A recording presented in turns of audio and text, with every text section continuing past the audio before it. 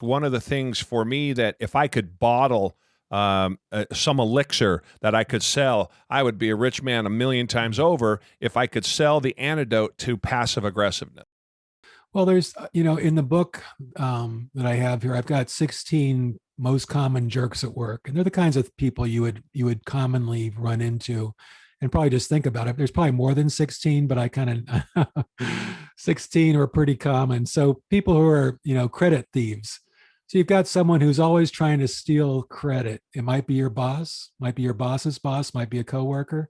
You get something done, you accomplish something, you sell something, you sell, you build something, you get a new process, new procedure, whatever it might be. And someone else tries to steal credit for it. They try to take the credit, and sometimes they succeed. So in a staff meeting, they might pipe up like, "Oh yeah, I got this thing done," and you're sitting there going, "Wait a second, that was me that did that." So that's a common thing I think most people have run into in the workplace. What stops them? I'm sorry to interrupt you. Let me Yeah, ask you this. What stops the person who's having the credit taken from speaking up for themselves? that's exactly what they should do. And I think it's interesting because I think in a lot of situations, people are well, they may be caught off guard, they may be embarrassed, they may be afraid to talk up in a big staff meeting or a board meeting or something like that, where you've got these big heavyweight managers there. Hmm. They don't want to, you know, look bad, quote unquote. But I agree. I mean, 100%. You've got to speak up for yourself. And if I were in a meeting like that and someone was taking my credit, it's interesting. It's a tough situation when it's your boss, for example. Let's Yeah. say you're in a meeting with your boss and your boss's boss. And here your boss is saying, "Look at this great thing I accomplished." That's, are you going to then say, "Well, wait a second, that was me that did that," in front of your Right. boss's boss? Probably not. I mean, I don't know that I would have done that. I would have probably talked to my boss afterward and said, "Hey, you know what? We did that together. Our team did that together. It wasn't just you, but that's an interesting dynamic. Yeah. What do you do?" I think, and kind of that was a bit of a leading question there Yeah. because one of the things for me that if I could bottle some elixir that I could sell, I would be a rich man a million times over if I could sell the antidote to passive aggressiveness. Mm.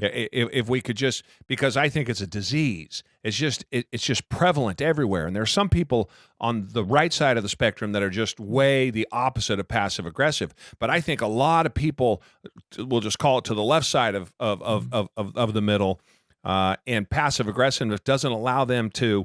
Yeah, that example that you gave is probably an extreme one, but Mm. just generally speaking, going and talking to the boss afterwards. How many people wouldn't do that because in their head they would work it up that it's going to be something much worse than it really is, and the boss is going to yell and scream at me, and maybe did I really deserve all of that? And maybe he's right. I mean, the games that we play with ourselves around that passive aggressiveness, rather than almost don't think and just go with what your instincts tell you, which is to put your hand up and say, "This is what I did," or to hit the boss up afterwards. You're right. That's probably more reasonable.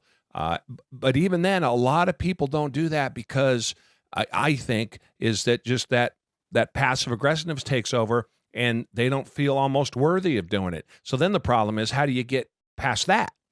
Yeah. And, I think there's a lot of, that passive aggressiveness and also fear. I think people are afraid, Yeah. and maybe less so now because it seems like there's a lot more people kind of kicking back and not worrying about a job at the moment.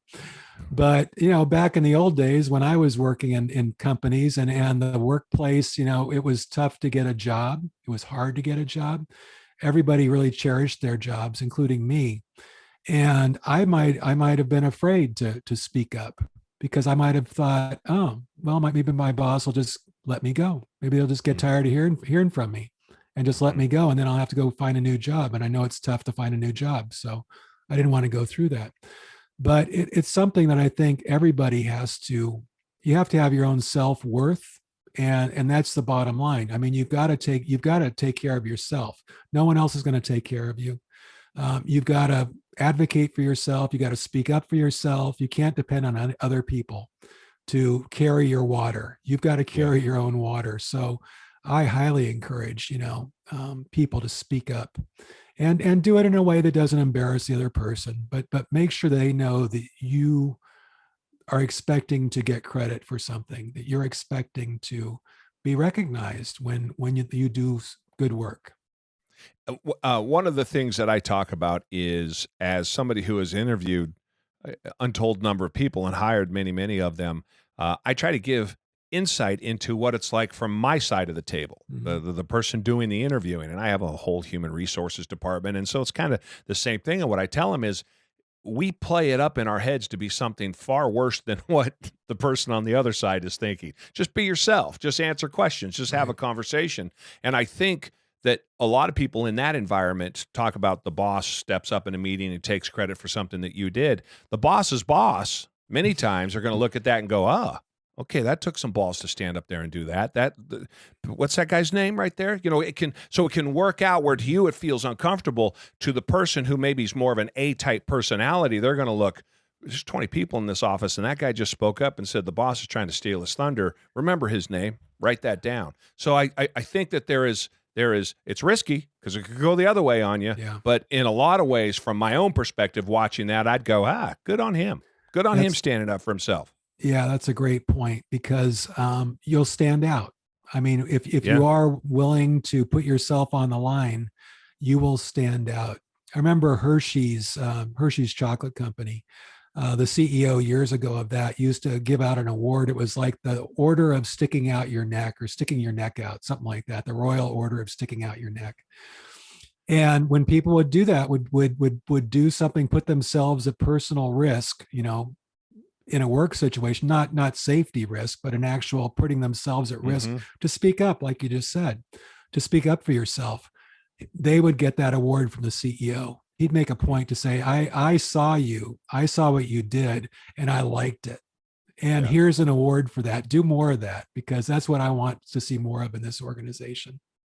Yeah, it's looking at it through the eyes of the people I talk to relative to retail. I always explain to them, you have to sell to people based on how much money they have, not how much money you have. You want to look through the eyes of, right, $1,000 to you is 100,000 or $1 million or $5 or $10 million to somebody else. And when you're selling something to them, you have to look through their eyes. You got to understand their perspective in order to sell to them effectively. And I think the same is true when you're with what you're talking about.